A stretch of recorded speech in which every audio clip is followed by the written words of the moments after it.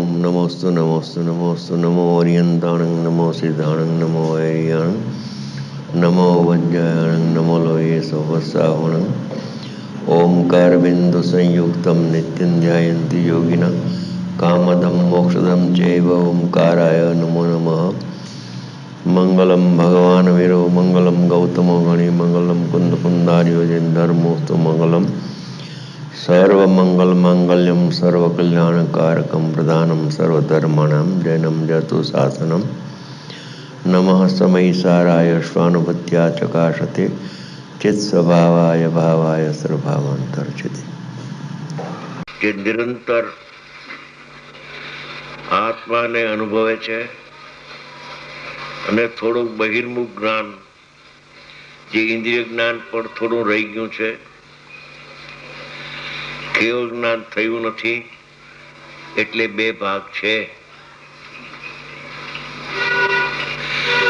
જેમ જ્ઞાનના બે ભાગ પડી જાય છે એમ સાધક ધર્માત્માને અંદરમાં એક જ્ઞેય છે એના બે ભાગ પડી જાય છે.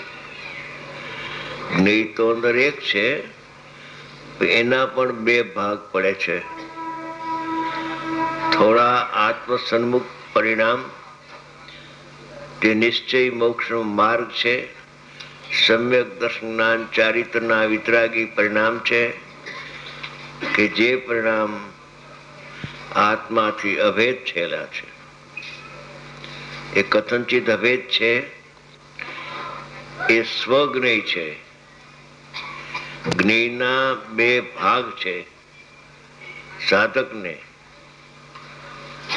એ તો સ્વજ્ઞેયમાં આવ્યું અને વ્યવહાર રત્નત્રયના પરિણામ આદિ જે અસ્થિરતાનો રાગ કે ઇન્દ્રિય જ્ઞાન એ બીજો અજીવનો ભાગ છે. જીવનો ભાગ આ બાજુ છે અને બીજો ભાગ છે અજીવનો ભાગ છે. જીવ નથી પણ અજીવ છે, અજીવ. એવા જ્ઞેયના બે ભાગ પણ પડેલા છે. પછી ક્રમે કરીને આ બાજુનો ભાગ વધતો જાય છે, ઓલો ઘટતો જાય છે. એમ કરતા આખું જ્ઞેય અહીં થઈ જાય છે, ધ્યેયપૂર્વક જ્ઞેય.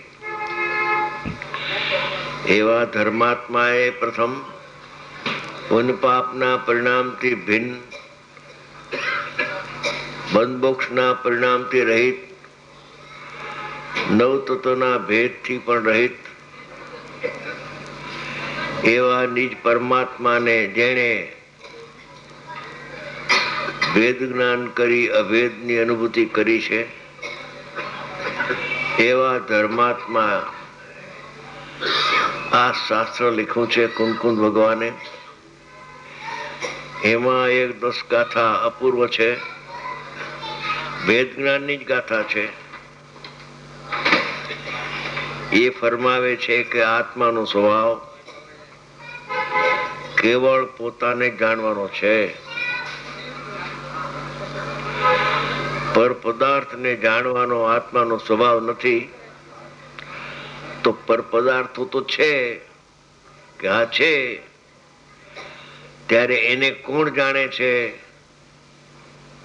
કે સાધકનું અતિન્દ્રિય જ્ઞાન તો એને જાણતું નથી, પણ થોડું ઇન્દ્રિય જ્ઞાન ઊભું થાય છે. એમાં 5 ઇન્દ્રિય પણ છે અને 6ઠું મન પણ છે. ભાવ મન, દ્રવ્ય મન નહીં.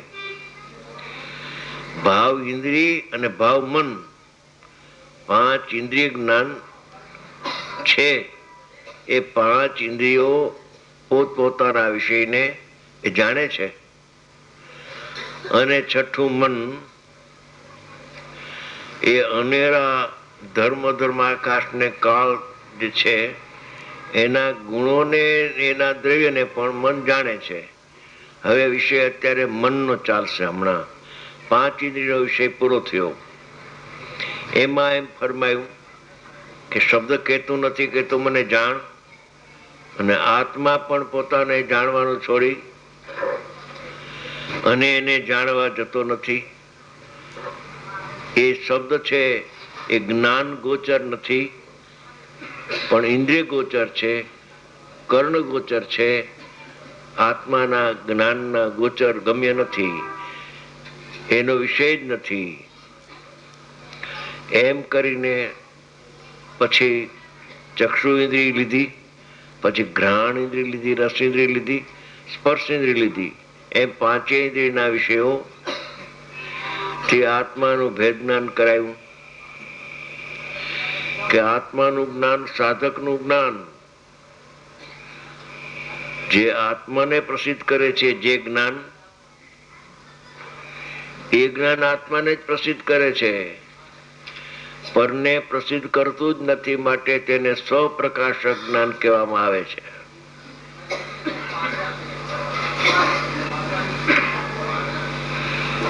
હવે એ જ જ્ઞાનને સ્વપર પ્રકાશક કહેવું હોય તો શું એની કળાની વિધિ છે? તો કહે છે કે જે પદાર્થો બાહ્ય પદાર્થો છે એ પદાર્થો જ્ઞાનમાં પ્રતિભાસે છે તે અપેક્ષાએ તેને જાણે છે એમ કેવું તે વ્યવહાર છે.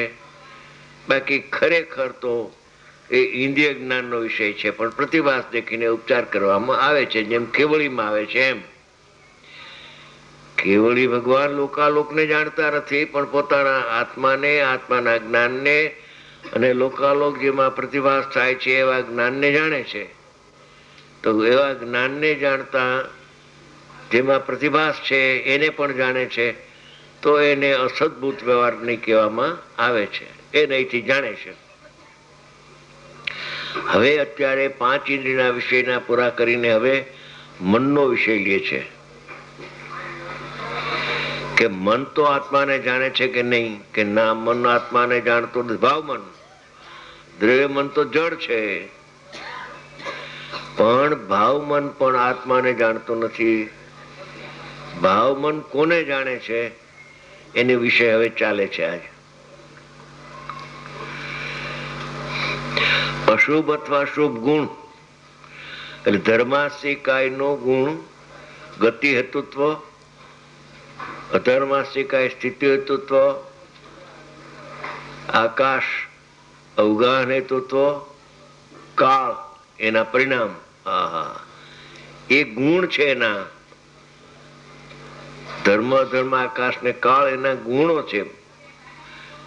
ગુણો છે. ગુણ અને દ્રવ્ય બે છે. પર્યાયને પણ ગુણ કહેવાય અને ત્રિકાળી ગુણના ભેદને પણ ગુણ કહેવાય. તો કહે છે કે અહીંયા એ જે ગુણ તને એમ નથી કહેતો કે તું મને જાણ. ધર્માસ્તિકાયનો ગુણ એમ નથી કહેતો કે તું મને જાણ. અને આત્મા પણ પોતાના સ્થાનથી છૂટીને સાધક પોતાની આત્મકથા લખે છે. અમારી શું સ્થિતિ છે એનું વર્ણન કરે છે. સાધક કોને કહેવાય? જ્ઞાતાને સાધક કહેવાય, કર્તાને સાધક ન કહેવાય. પોતાના સ્થાનથી છૂટીને એટલે પોતાને જાણવાનું છોડીને કોઈ એક સમય પણ આત્મા પોતાને જાણવાનું છોડતો નથી. પોતાને જાણ્યા જ કરે છે નિરંતર. અજ્ઞાની છે તો એમ, પણ અજ્ઞાની સ્વીકાર કરતો નથી, એટલે એને અજ્ઞાન કહેવામાં આવે છે. પોતાના શાંતિ છૂટીને બુદ્ધિના વિષયમાં આવેલા ધર્માસ્તિકાયનો ગુણ બુદ્ધિનો વિષય છે, જ્ઞાનનો વિષય નથી. બુદ્ધિ કહો કે ભાવમન કહો, એકાર્થવાચક છે. ધર્માસ્તિકાયના લક્ષણને ગતિ હેતુત્વ, ગતિમાં નિમિત્ત થાય. ધર્માસ્તિકાય એનો ગુણ છે. એને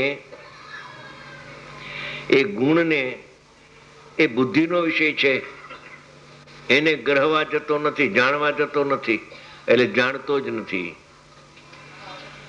જાણવાનો પરને જાણવાના સ્વભાવનો જ અભાવ છે. આ મૂળ પાયાની વાત છે. કઈ નહીથી નથી જાણતો ને કઈ નહીથી જાણે છે એ વાત આમાં લીધી નથી. આમાં તો મૂળ એના સ્વભાવની વાત કરે છે. સ્વભાવથી વાત હોય ત્યારે એમાં નયનો પ્રયોગ કરવામાં આવતો નથી. નયના પ્રયોગમાં જીવ પ્રમાણ જ્ઞાનના વિષયમાં ચાલ્યો જાય છે, નિશ્ચય નહીં છૂટી જાય છે, અથવા એનો સ્વભાવ છૂટી જાય લક્ષમાં આવતો નથી. નિશ્ચય નહીંથી પોતાને જાણે છે અને વ્યવહારે પરને જાણે છે. હવે નહીંથી અતિક્રાંત થયેલા ધર્માત્મા કહે છે કે આ નિશ્ચય નહીંથી હું આત્માને જાણું છું અને વ્યવહારે પરને જાણું છું એમ ન લખતા સ્વભાવથી વાત કરે છે કે પોતાના સ્વભાવને છોડીને પરને જાણવા જતો નથી. ત્યારે ધર્માસ્તિકાયનો જે ગુણ છે એને જાણે છે કોણ? ધર્માસ્તિકાય છે, છદ્રવ્ય છે. એ વાત તો તમે સાધક ની કરી, પરથી કેવળ જ્ઞાન થાય એટલે શું થાય? ત્યાં તો ઇન્દ્રિય જ્ઞાન નથી, તો એને કોણ જાણશે? એક પ્રશ્ન ઉઠે. પ્રશ્ન બરાબર ઉઠાવવો, આપણે ઉઠાવવો કે આપે સાધક ની વાત કરી કે એ તો બરાબર છે, સાધકમાં તો ઇન્દ્રિય જ્ઞાન પણ છે અને ઇન્દ્રિય જ્ઞાન એને જાણે છે એમ કહીને તમે આમાં છટકી જાઓ છો. તો મારો પ્રશ્ન છે કે કેવળ જ્ઞાન થાય ત્યારે ધર્માસ્તિકાયને જાણે કે નહીં? બોલો, એવો પ્રશ્ન થાય ને? થાય. એનો ઉત્તર છે કે ધર્માસ્તિકાય કેવળ જ્ઞાનમાં પ્રતિભાસે છે. એ પ્રતિભાસ દેખીને કેવળી ઉપચારથી એને જાણે છે એમ કહેવામાં આવે છે. આ શશીભાઈ ની પછવાડે ભાઈ બેઠા છે, એ આવ્યા હતા, એને પ્રતિભાસ ની વાત બહુ ગમી. ઓહો, મને તો એમ થયું કે આ કલકત્તામાં પ્રતિભાસ ચાલશે કે નહીં. પ્રતિભાસ ચાલવા માંડ્યો છે, અહીંયા ગતિ કરવા માંડ્યો છે. આ તો પરનો માત્ર પ્રતિભાસ થાય છે, પર જણાતો નથી. અને જેમમાં પ્રતિભાસ થાય છે એવું જ્ઞાન જણાય છે, પર જણાતું નથી. સાવ સીધી સાદી અંતરમાં જવાની વાત છે. કે છે કે એ ધર્માસ્તિકાયનો ગુણ એ સાધક હોય ત્યારે એને કે બુદ્ધિનો વિષય છે, મનનો વિષય છે. પણ પરમાત્મા થાય ત્યારે શું? એ ધર્માસ્તિકાયનો પ્રતિભાસ થાય છે કેવળ જ્ઞાનમાં. નિગોદમાં પણ પ્રતિભાસ થાય છે. હો, જ્ઞાનમાં આઠે જ્ઞાનમાં પ્રતિભાસ, સ્વપરનો પ્રતિભાસ છે, એકલા પરનો નહીં, સ્વપરનો પ્રતિભાસ થાય છે. એવું જ્ઞાયકાર જ્ઞાન થાય છે. એ જ્ઞાયકાર જ્ઞાનમાં જ્ઞાયક જણાય છે તો અનુભવ થઈ જાય છે. એ છઠ્ઠી ગાથા આપણે ચાલીએ એમાં લીધું હતું, બધું આવી ગયું છે. યાદ ન હોય તો ફરીથી યાદ કરી દઉં. ભૂલાઈ જાય, ઘણા દી થયા ને. શું કહ્યું? પ્રત્યેક જીવને પ્રત્યેક સમયે ઉપયોગ પ્રગટ થાય છે. એ ઉપયોગમાં સ્વ અને પરનો પ્રતિભાસ થાય છે. સ્વ પર જણાય છે એમ લખ્યું નથી. તો દોષ આવી જાય.